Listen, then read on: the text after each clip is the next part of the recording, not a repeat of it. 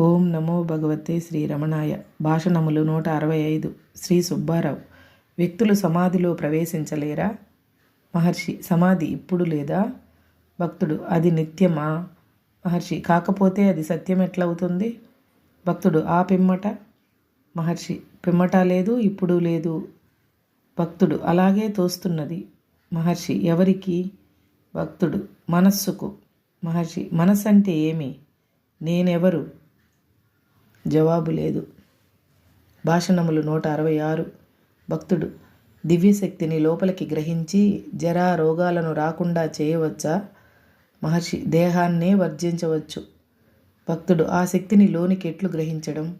మహర్షి. అది ఇప్పటికే అక్కడ ఉంది, కొత్తగా నింపక్కరలేదు. నీకది వెలుపలగా ఉంటే లోనికి పుచ్చుకోవచ్చు, కానీ ఆ శక్తి నీలోనే లోపలికి పుచ్చుకోవడమూ లేదు, మరొకరికి ఇవ్వడమూ లేదు.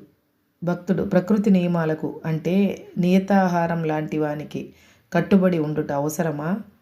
మహర్షి. అవన్నీ ఊహలలో మాత్రమే.